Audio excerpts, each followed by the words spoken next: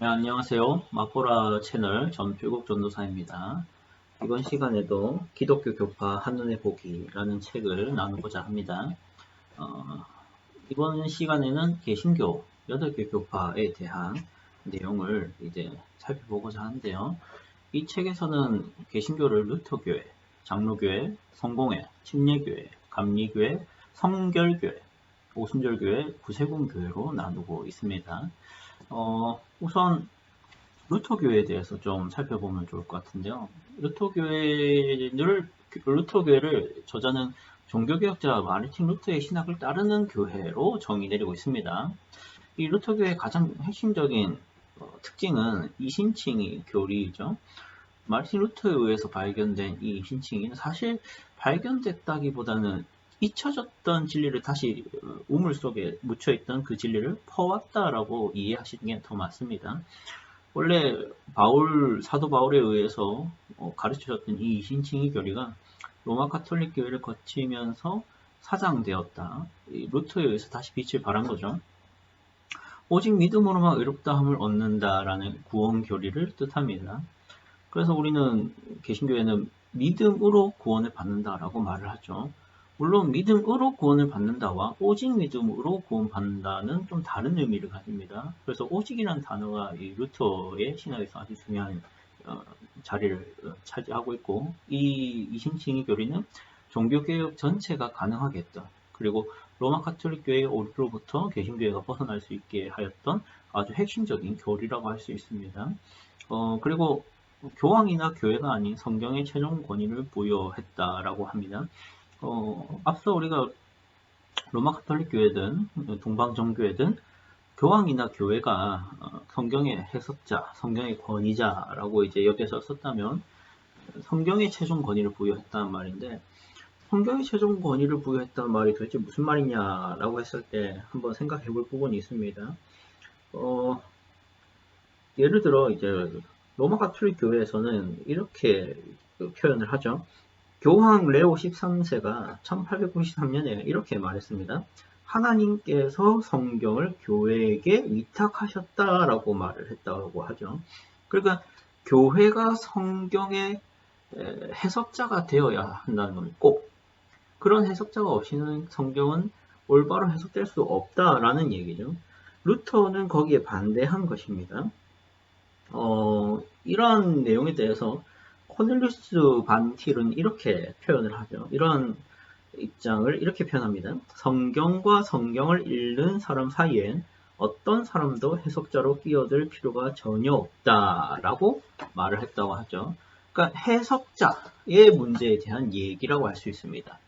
성경의 최종 권위를 부여했다라는 것은 그저 성경 자체만을 얘기하고 있는 게 아니라 성경을 읽는 독자가 꼭 옆에 해석자가 있어야만 이 성경을 이해할 수 있는 것인가 했을 때 그렇지 않다라는 것입니다.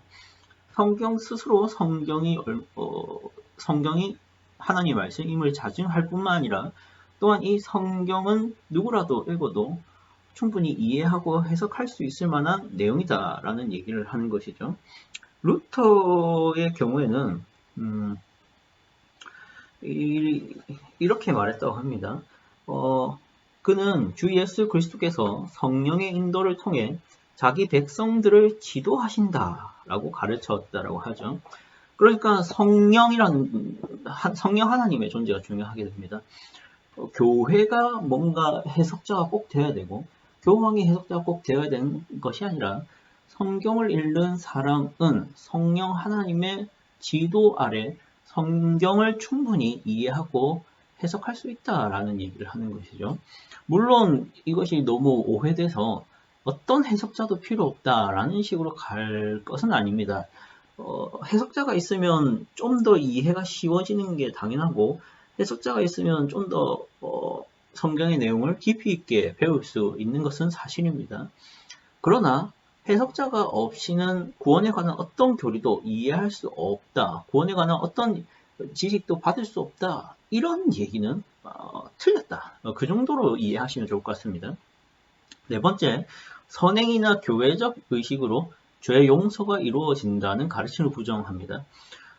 중세 교회가 그런 가르침들이 더러 혹은 공적으로 있었던 것 같습니다.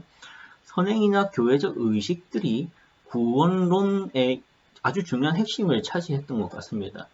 사람이 선행을 행해야 구원의 어떤 효력을 가지고 또 교회의 어떤 여러 성례들이 있지 않습니까? 그런 것에 적극적으로 참여를 해야 죄 용서가 비로소 이루어진다라는 구원이 된다라는 가르침들을 교회에서 가르쳤습니다. 루터는 그것을 부정했죠. 아까 앞서 말씀드렸다시피 오직 의롭다함은 믿음으로만 얻는다라고 가르쳤던 것이 그것의 일환입니다. 자, 그러나 루터교회의 독특한 부분은 다른 개신교와의 차이는 기존 교회의 역사적 전통들을 거부하지는 않습니다. 그러니까 교리적 차이나 신학적 차이는 있을지 몰라도 기존 교회의 역사적인 전통들이 있지 않습니까? 뭐 예를 들면 사제나 혹은 부제와 같은 그런 개념들 있지 않습니까? 그리고 또 의상이나 어떤 문화 이런 것들은 거부하지는 않는 모습들을 가집니다. 그리고 예배 의식이나 성례전을 강조하게 되죠. 이것은 로마 가톨릭 교회와 뭔가 유사한 모습으로 비춰지기도 합니다. 루터교의 신앙고백서로는 루터의 교리문답이고 아우구스부르크 신앙고백서 그리고 일치신조가 있습니다. 두 번째 장로교회입니다. 사실 루터교회보다는 장로교회가 더 익숙하죠. 한국에서는 대다수 교회가 장로교회라 할 수 있습니다. 이거는 현지에 적응을 아주 잘한 교파의 어떤 예가 되겠죠. 한국에서는 장로교회가 아주 문화적으로 잘 맞았던 것 같습니다. 개혁주의 신학을 따르고 장로교회 정치 체제를 추구하는 교회라고 하는데요. 감독주의에 대한 반대와 회중주의에 대한 반대를 보입니다. 그리고 장로주의를 채택을 하는 것이죠. 사실 감독주의와 회중주의의 중간에 서 있다라고 보시면 됩니다. 회중주의 같이 직접 민주주의도 아니고 감독주의처럼 어떤 독재적인 그런 정치체도 아니고 간접민주제라고 할 수 있습니다. 초기 장로제의 시작은 마르틴 부서에게서 이제 비롯했다라고 보는데요. 제네바의 칼빈에게 이 마르틴 부처가 영향을 줍니다. 이 장로제의 발전은 밑에 이런 순서로 진행이 되는데요. 존 녹스의 스코틀랜드 교회 전체에 장로교 개혁이 있었고요. 이것이 영국에 영향을 줬고 영국 청교도들에게 특별히 영향을 줬습니다. 그리고 이것이 웨스트민스터 신앙고백서와 웨스트민스터 대소리문답 작성에 있어서 영향을 끼치게 되죠. 그래서 웨스트민스터 신앙고백서 대소리문답 같은 것들이 장로교의 대표 신조가 되는 것입니다. 미국으로 건너간 청교도들에게 영향을 주기도 하고 거기서 또 미국 장로교회 표준 문서로 이 웨스트민스터 신조들이 사용되게 되죠. 그리고 이 미국에서 또 한국 선교에 영향을 끼쳤는데 거기서 또 한국 장로교회가 세워지면서 이 웨스트민스터 신앙고백서들이 표준 문서로 채택이 됩니다.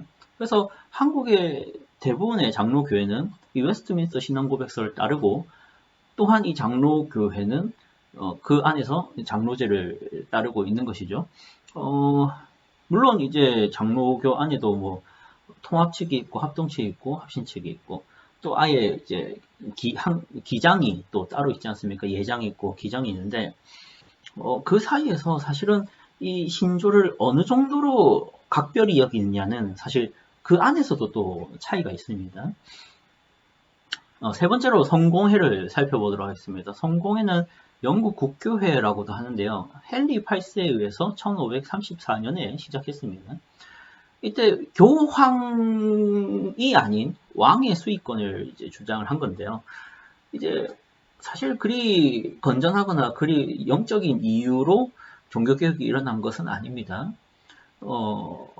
그저 교황과 왕 사이에 권력적인 눈치싸움, 눈치게임이 있었던 것이죠. 교회의 통치자, 교회의 머리가 누구냐 했을 때 이 영국의 왕은 영국에 있던 교회에 대한 권리를 가지고 싶었던 것 같습니다. 그래서 이제 종교개혁을 일으켰고, 영국에 있는 교회들은 이제 헨리 8세로부터 시작해서 영국 국교회가 되게 되죠. 에드워즈 6세 때 42개의 신조가 작성이 되고요.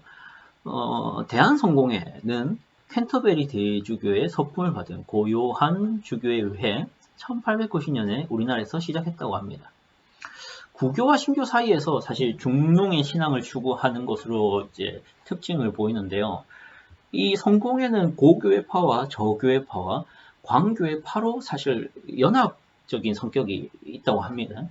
그런데 이제 고교회파는 로마 카톨릭과 정말 유사한 전통들을 보이고 있고요. 반대 극단으로는 광교회파의 경우에는 그런 어떤 형식이나 예식이나 역사나 전통보다는 어떤 윤리적인 성격을 더 많이 가지고 어떤 교회 정신, 성경의 정신에 더 집중을 하는 편입니다. 그래서 허례허식이 거의 없는 편이죠. 저교회파는 그 중간에 있습니다. 그 개신교적인 성격을 많이 보이고, 이 교회 같은 경우는 예식도 중요하지만 동시에 정신과 윤리도 중시하는 특징을, 중용의 신앙을 추구하는 모습을 좀 보이는 것이죠. 램버스 4개조라고 있다 합니다. 이 램버스 4개조에만 동의하고 따른다면 고교회파든 저교회파든 광교회파든 상관없이 연합이 가능하다라고 보는 것이죠. 이 4개조의 램버스 4개조에 대해서 좀 더 얘기를 하면 좋을 것 같은데, 4가지 조항은 이렇습니다. 첫째, 구약과 신약 66권을 하나님의 계신의 말씀으로 받아들인다. 둘째, 초대교회의 신앙 고백인 사도신경과 니케아 신조를 통해 신앙을 고백한다. 셋째, 세례와 성찬 예를 그리스도께서 제정하신 성사로 받아들인다. 넷째, 교회의 직제로 초대교회로부터 내려오는 주교 사제 부제의 새 성직을 받아들인다. 이 네 가지만 동의를 한다면 사실 뭐 고교회파든 광교회파든 저교회파든 상관없이 연합을 하는 것이죠. 뒤에 다 나와 있었네요. 네, 이렇게 보시면 될 것 같습니다. 신구약 성경, 니케아 신조 고백, 사도신경 고백, 성례는 세례와 성찬, 초대교회로부터 내려온 주교 사제 부제 새성직 수용. 이것만 한다면 우리는 성공했다라고 하는 것이죠.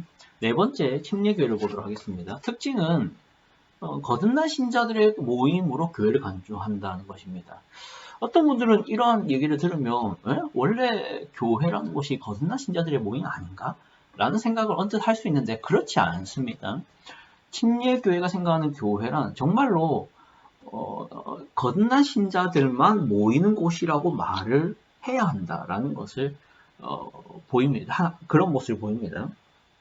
장로교회는 그렇지는 않죠. 장로교회는 거듭난 신자도 있을 수 있지만 그렇지 않은 신자도 모여서, 신자라고 말하는 그렇죠. 그렇지 않은 사람도 모여 있는 택자와 비택자가 그 안에 있는, 그래서 아직은 그 모든 사람들이 구원받았다고 말할 수 없는 불완전한 교회로서 유형교회를 말하죠. 근데 침례교회는 그렇지 않습니다. 유형교회가 곧 거듭난 신자들의 모임으로 지칭이 됩니다. 유아 세례를 반대합니다. 개인의 신앙 고백의 근거에 침례를 베풀고자 하는 그 신학이 있기 때문이죠. 그들에게는 신앙을 스스로 고백할 수 없는 유아에게, 아직 그 신앙이 확인되지 않은 유아에게 세례를 주는 것은 옳지 않다라고 보는 것입니다. 2번, 세례와가 아니죠. 세례와 성찬 등의 성례를 상징으로 이해합니다. 그리고 국가와 교회의 엄격한 분리를 주장하고 개교회주의를 지향하며 회중의 권한을 강조합니다. 침례교회는 장로교회랑 다르게 회중제를 채택하고 있죠.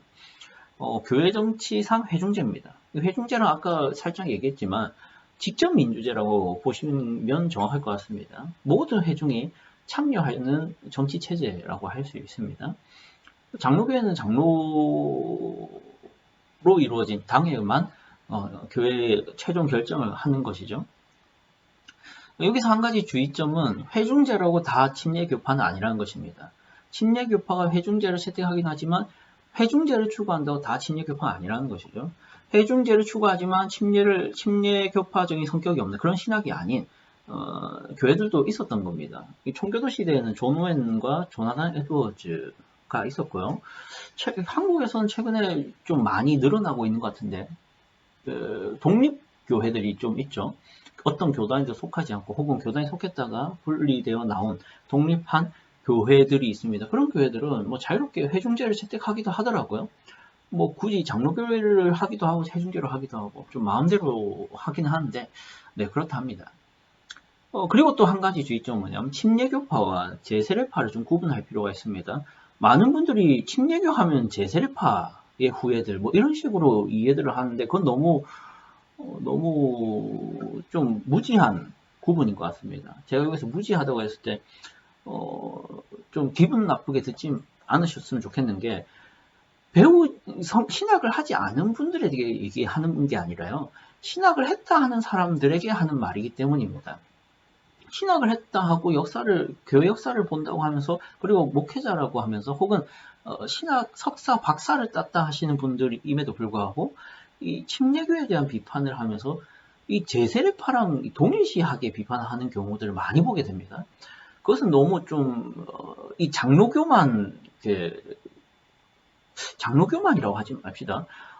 너무 이게 소수 종파에 대한 좀 근거 없는 비난일 수 있기 때문에 조심하셔야 됩니다. 5번째 감리교회를 보겠습니다. 첫 번째 기원은 옥스퍼드 대학교 학생 모임에서 시작했다고 하는데요. 거기 이제 홀리클럽이 있었습니다. 그 홀리클럽의 한 명이 존 웨슬리였다고 하죠. 존 웨슬리는 감리교회의 시작이라고 할 수 있습니다.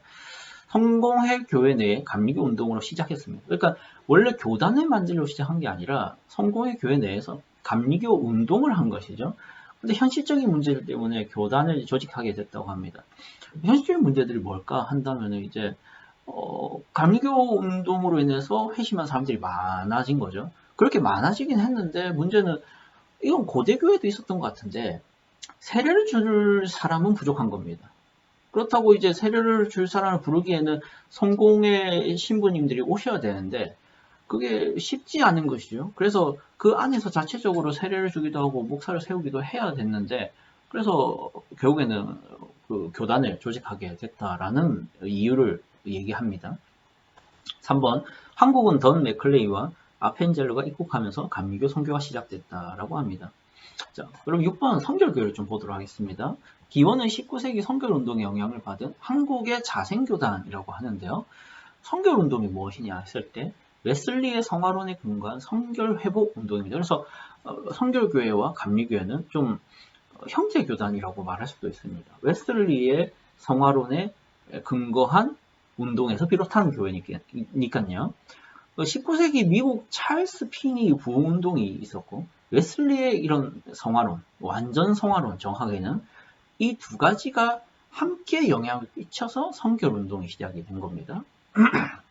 찰스 피니 부흥운동은 이제 사실 운동이죠. 전도와 부흥의 집회, 기도, 그런 어떤 찬양 이런 운동의 교리적인 부분은 웨슬리의 완전 성화론을 섞은 것이죠. 성결운동의 특징, 성결을 중요시하게 여깁니다. 이름 그대로죠. 그런데 여기 이 세컨 블레싱이라는 용어를 사용하는데 이게 웨슬리가 세컨 블레싱을 말했는지 아닌지는 정확하지는 않습니다. 그러나 웨슬리는 이 완전 성화를 주장했죠. 물론 사람이 이 땅에서 완전해질 수 있다를 정말 믿었는지는 미지수입니다.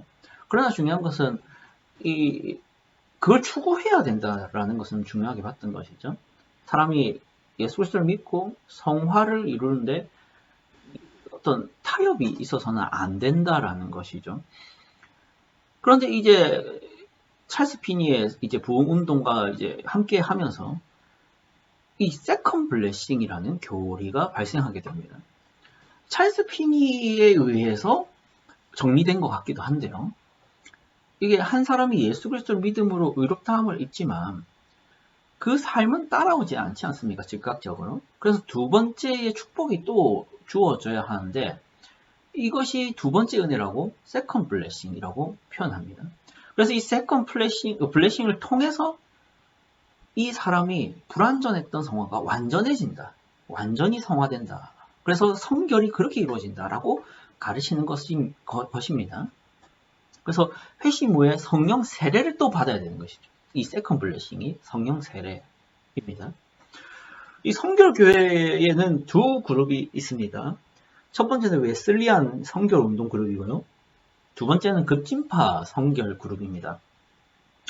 첫 번째 웨슬리안 성결 운동 그룹은 중생과 성결을 강조하고요. 두 번째 급진파 성결 운동은 여기 플러스죠. 그걸 제외하고가 아니라 중생과 성결 플러스 신유와 재림을 강조합니다. 1번의 경우에는 나사렛 성결교회 그룹이고요. 2번의 경우에는 만국 성결교회입니다. 그래서 만국 성결교회에서 사중복음이라는 것이 주장이 되고 이 사중복음이란 중생과 성결과 신유와 재림이라는 부분이 강조 플러스 되게 합니다. 우리나라의 경우에는 이 나사렛 성결교회보다는 만국 성결교회의 후원을 받은 동양성교회의 영향을 받은 성결교회가 세워졌죠. 그래서 우리나라 성결교회는 중생과 성결만 강조하는 그룹이 아니라 중생과 성결과 신유와 재림까지 강조하는 2번에 해당하는 교회들이 많습니다. 7번 오순절교회를 좀 보도록 하겠습니다. 특징은 다른 교파들보다 교회들 간의 결속력이 아주 약합니다. 왜냐하면 교단이 있고 오순절교회의 교리가 나온 게 아니라 그냥 오순절 운동에서 출발한 영향을 받은 각각의 교회들을 오순절교회라고 합니다. 그래서 같은 신앙 고백을 공유하지 않을 수 있는 거죠. 그죠? 오순절 운동의 성격만 동일하게 나타납니다. 그러니까 오순절 교회의 공통점은 무엇이냐 했을 때 성령 세례에 대한 이해가 독특한데요. 아까 앞서 말했듯이 성령 세례는 세컨 블레싱으로서 완전한 성화를 이루는데 효과적인 것으로 주장이 된 게 성결 운동이라 했지 않습니까? 그런데 오순절 운동은 여기서 좀 더 나아가서 성령 세례를 강조하지만 성령 세례의 증거로 방언의 은사를 강조를 합니다. 그래서 방언의 은사를 받아야 성령 세례를 받은 것이다 라는 얘기를 주로 하는 것이죠. 그래서 어떻게 보면은 성결 운동에서는 성령 세례 받아서 성화되는 것에 목적이 있다면 오순절 교회는 성령 세례 받아서 방언의 은사를 받는 게 중요하게 됩니다. 기원은 찰스 퍼햄이라는 목회자이자 성경교사에 의해서 윌리엄 시모가 영향을 받죠. 그리고 그 윌리엄 시모라는 흑인 목사입니다. 1906년 아주사거리, 미국의 아주사거리 부흥 집회에서 그 기도 부흥회를 하다가 방언이 터지게 되죠. 거기에 있던 많은 사람들이 방언이 터졌다 하는데 그거를 목격한 많은 사람들이 지금도 오순절의 그런 방언의 역사가 성령 세례 역사가 지금도 있구나 하는 경험을 하고 돌아가서 그렇게 목회를 하게 되는 것입니다. 그래서 미국 전역으로 오순절 운동이 전파되게 되고 오순절 운동의 영향으로 독립적으로 다양한 교단들이 형성되게 됩니다. 윌리엄 시모 목사는 정작 오래 목회하지 못하고 돌아가셨는데요. 한국의 경우에는 기독교 대한 하나님의 성회가 있습니다. 순복음교회가 이 기독교 대한 하나님의 성회고 오순절파 교회라고 할 수 있습니다. 순복음교회에서 가르치는 것, 그러니까 조윤기 목사님이 가르치는 것이죠. 오중복음이라고 중생, 성령 충만, 신유, 축복, 재림까지입니다. 뭔가 앞서 봤던 봤었죠? 성결교회에서 급진파 성결 그룹의 주장과 비슷하다고 볼 수 있습니다. 사중복음, 중생, 성결, 신유, 재림 이것과 오중복음, 중생, 성령 충만, 신유, 축복, 재림 좀 유사하지 않습니까? 중생, 신유, 재림은 똑같이 가져옵니다. 대신에 성령 충만과 축복이 여기에 플러스 되어 있는 게 특징이죠. 삼중 축복이 또 따로 있습니다. 삼중 축복은 뭐냐? 영혼이 잘됨, 범사에 잘됨, 강건하게 됨 이것입니다. 마지막으로 구세군만 보고 좀 정리를 하도록 하겠습니다. 구세군의 기원은 1829년 영국 노팅엄 출생이었던 윌리엄 부스로부터 시작했다고 하는데요. 1829년부터 1912년까지 살아 계셨던 분입니다. 1858년에 감리교 목사로 전도 사역을 시작했다고 합니다. 그러니까 30살에 시작했다라고 볼 수 있겠네요. 영국 상황, 당시 영국 상황이 어땠냐? 산업혁명과 그로 인한 빈부격차가 커졌죠. 그래서 가난한 집의 경우에는 교회 출석이 어려웠다고 합니다. 이게 단순히 뭐 가난해서 못 왔다 혹은 뭐 교회에서 막아서 못 왔다 이렇게 표현할 수도 있겠지만 그것보다는 대다수는 교회를 보낼 시간이 없이 일을 해야 됐을 겁니다. 어린아이로부터 어른까지도 교회를 나갈 겨를이 없이 피곤한 몸을 이끌고 공장에 나가거나 했어야 됐을 겁니다. 물론 뭐 교회 나오는 것을 그런 가난한 사람들이 교회 나오는 것을 불편해했던 교회도 있었을 수도 있겠죠. 4번 1861년 목사를 사임했다 합니다. 목사 사임의 이유가 뭐냐? 윌리엄 부스는 가만히 있다가는 이게 찾아오지 않으니까 본인이 직접 가서 전해야겠다라고 생각했던 것 같습니다. 그래서 교회 밖 복음 전도 사역을 시작했고 1865년 기독교 선교회를 설립하게 됩니다. 이 감리교처럼 똑같이 윌리엄 부스도 처음 초기 목적은 교단을 새로 만드는 데 관심이 있었던 건 아닙니다. 교단 내에서 교회가 관심을 두지 않았던 가난한 노동계층에게 복음을 전하는 것이 목적이었습니다. 그런데 이제 부스와 선교회의 사역으로 회심한 이들이 많았겠죠. 근데 기존 교회들이 받아들이지 않는 겁니다. 부스와 선교회 사역으로 회심한 이들을. 그래서 어떻게 해야 될까 고민하다가 이 기독교 선교회를 구세군으로 바꾸게 되죠. 이 교회 형태로 발전시킨 겁니다. 1896년 우리가 잘 알다시피 자선 냄비 사역 있지 않습니까? 그게 1896년부터 시작했다고 합니다. 여기까지 개신교 8개 교파를 살펴봤습니다. 네, 여기까지 정리하도록 하겠습니다. 다음에는 주요 교리 비교를 살펴보도록 하겠습니다. 수고하셨습니다.